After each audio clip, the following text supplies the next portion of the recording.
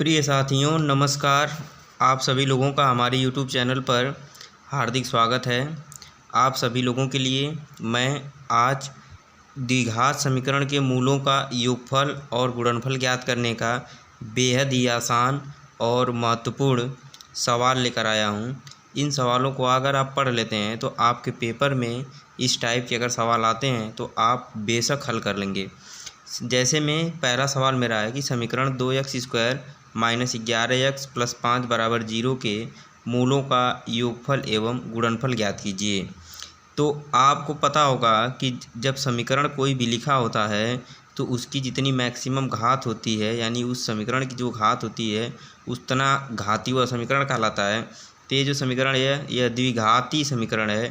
तो द्विघाती समीकरण का जो व्यापक रूप होता है, यदि हम आपको बता दें व्यापक रूप, तो व्यापक रूप इसका होता है ax² plus bx plus c बराबर 0, जहाँ पे a जो है यह x² का गुणांक है, b आपका x का गुणांक है तथा c आपका अचर पद है।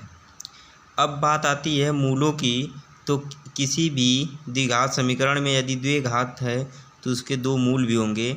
इन मूलों को हम लोग अल्फ़ा और बीटा कह लेते हैं। यानी कि किसी द्विघात समीकरण के दो मूल होते हैं तो उनमें से एक मूल अल्फ़ा होगा, दूसरा बीटा होगा।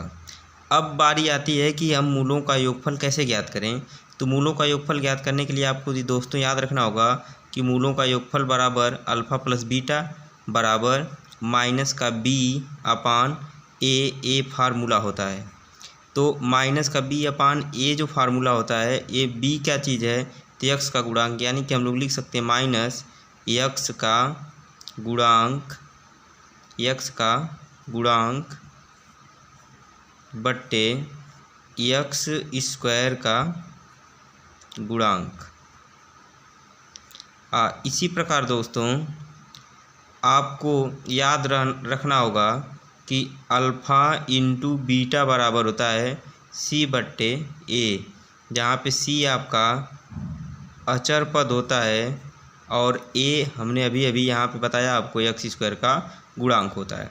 चलिए अब इस समीकरण में हम लोग देखते हैं कि समीकरण में दिया है 2x² माइनस 11x प्लस 5 बराबर 0।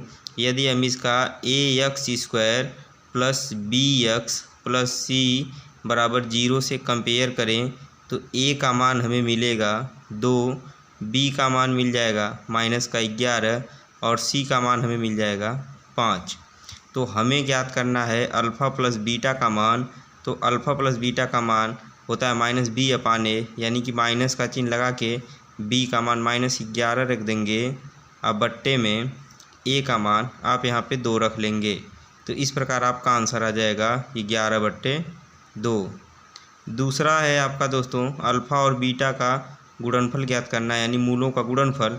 तो इसके लिए आपको मैंने बताया था c अपान ए होता है। तो c का मान यहाँ 5 है और a का मान 2 है, अतः जो मूलों का गुणनफल होगा वह 5/2 हो जाएगा।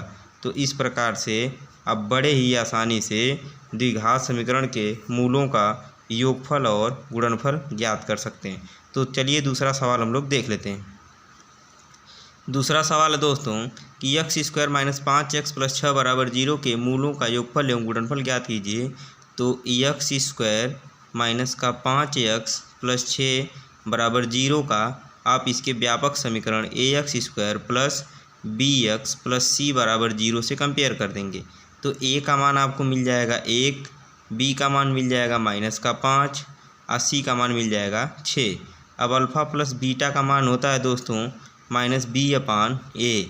तो b का मान आपको पता है कि -5 है तो -5 और a का मान 1। तो इस प्रकार से आपका आंसर आ जाएगा 5। इसी प्रकार आपको निकालना होता है अल्फ़ा इंटू बीटा का मान। तो जिसके लिए हमने फार्मूला अभी आपको बताया कि c अपान ए होता है। अब c का मान यहाँ आपको दिया गया है 6, तो आप लिख दीजिए 6। a का मान कितना है 1, तो नीचे हो जाएगा 1, यानी कि आंसर हो जाएगा 6। चलिए दोस्तों अगला सवाल देख लिया जाए।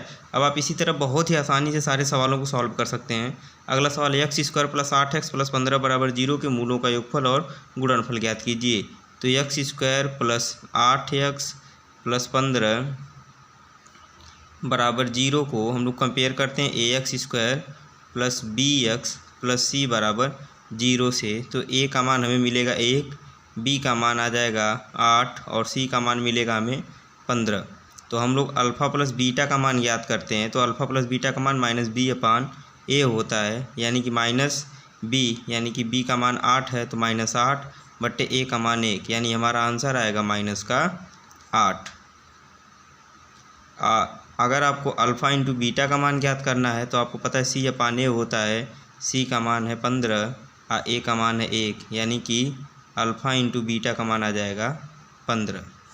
तो दोस्तों बहुत ही आसान तरीका है सवालों को सॉल्व करने का। और भी आगे हम लोग सवाल देख लेते हैं।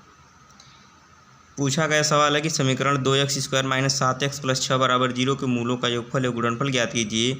तो आपको पता है कि 2x² - 7x + 6 = 0 का ax² plus bx plus c बराबर 0 से कंपेयर करने पर a का मान 2, b का मान -7 और c का मान 6 प्राप्त होगा। अल्फ़ा प्लस बीटा का मान होता है माइनस का b/a, यानी कि माइनस b का मान -7 है बट्टे a का मान 2, यानी कि आपका आंसर आ जाएगा 7/2। ये आपका अल्फ़ा प्लस बीटा का योगफल होगा।